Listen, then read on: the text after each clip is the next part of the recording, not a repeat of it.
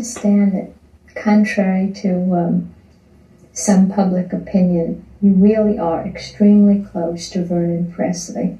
How close are you? I consider myself being very close to him. It's a relationship that's pretty well maintained its own. There was never any arguments or any, how can I say, disputes between Mr. Presley and myself. We still call him. We, meaning Lisa and myself, on holidays or during the week, or if Lisa feels a little lonesome. We still discuss matters and what's going on at Graceland, the family. I consider it very close. It's interesting you call him Mr. Presley. Yes. Do you call him Mr. Yes, Presley? I do. I think it's from knowing him at such a young age and starting calling him Mr. Presley. I could never get used to calling him Vernon. It doesn't sound good to me. You never called him father or dad? No, just Mr. Presley. It's always been that one. Have you had an opportunity to discuss with him, for example, all the imitators and the lookalikes of Elvis who have emerged this year? Yes, in Vegas, we were there together, and we did discuss this. There's been a few. I have never seen any of the imitators. I've heard a lot about them. I believe he's seen a couple, and he feels that they are very much alike, and meaning that they're alike Elvis in many ways, but they don't come that close. They're not Elvis. Is he bothered, or has he expressed any concern that people would come along and do something like this? I mean, is he annoyed at all, or is he pleased and flattered by it? No, I don't, that's not, he doesn't have a side like that. I mean, he feels, whatever anyone wants to do is fine with him, as long as it doesn't hurt anyone. I feel that if he likes them, he'll go see them, and if it's a good show, and if he hears it's a good show, he'll go see it. But I don't believe he'll put them down.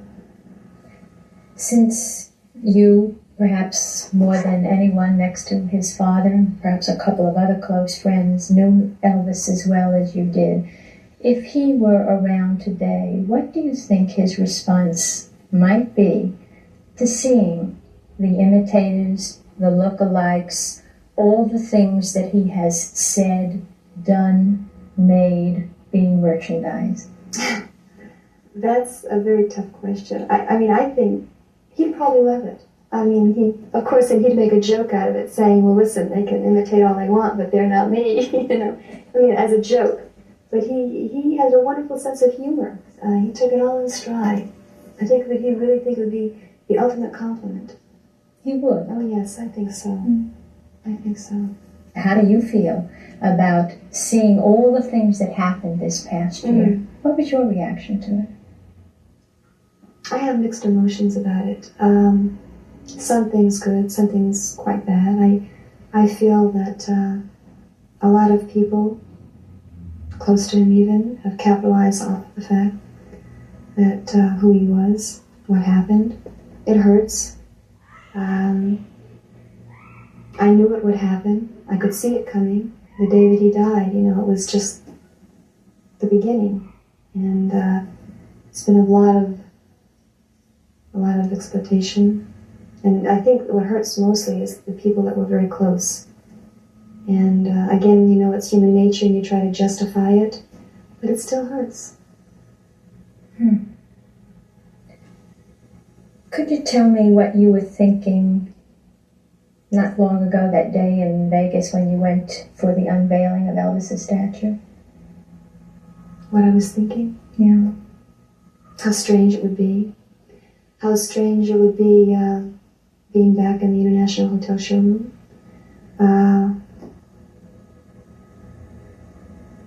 It was a touching moment. It was sitting on stage, knowing what we were doing there. It didn't seem real. Looking out at the audience, seeing all the people there, and having them play his music.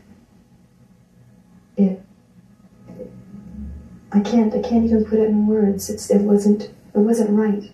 It was beautiful that they were presenting this statue, but it didn't feel right.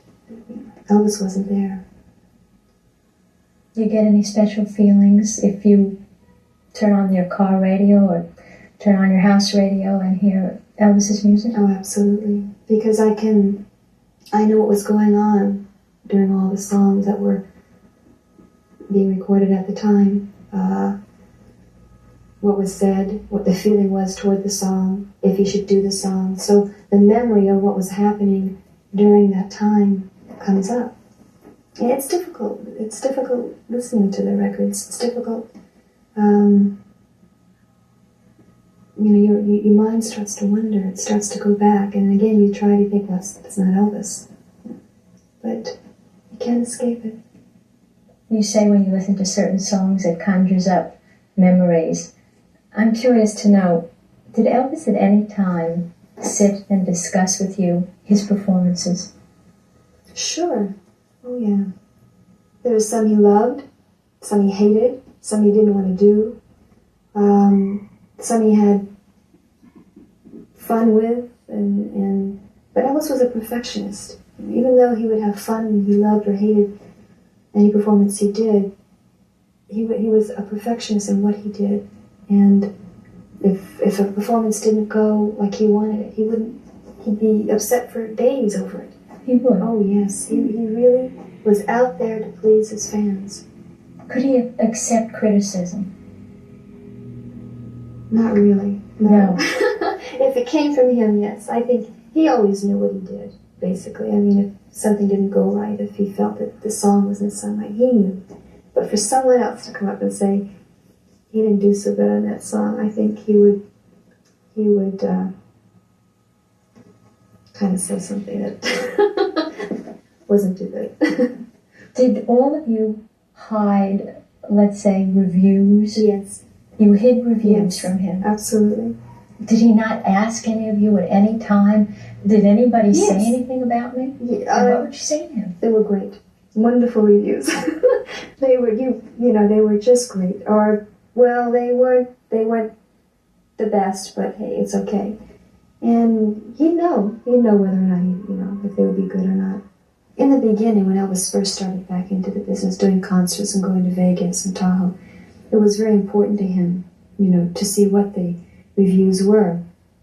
And most of them were very, very good because he was just starting out fresh and, again, very anxious to get back into getting a rapport with his audiences and singing for his audiences and not doing as many movies.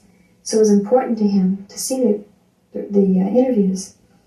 Later on in years, it wasn't that important. And if you ever approached him by saying, you should have done this song because this is, what they want to hear, or that didn't look so good on stage, you shouldn't wear that suit. Well, you then later learn never to criticize because you really didn't want to hear it, And he criticized himself more than could accept it than anyone else. Did he recognize that he was a living legend? Oh, yes. He did? Yes, absolutely. I have always been fascinated and have wanted to ask this question, but I had no one to ask it of.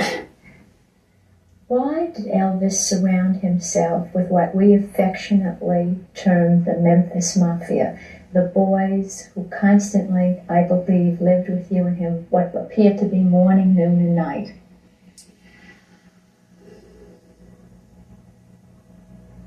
He was comfortable.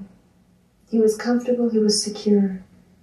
He knew everyone, they knew him. He was able to do what he wanted, when he wanted. Everyone understood.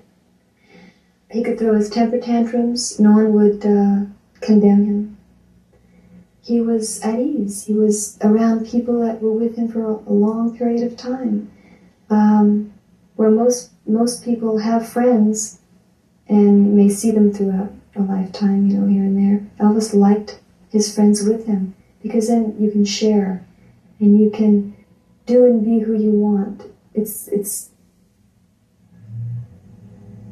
He loved that. He loved having his family and friends around him. Priscilla, was he not at ease meeting new people? No, he wasn't. he wasn't comfortable having someone that he didn't know very well come in.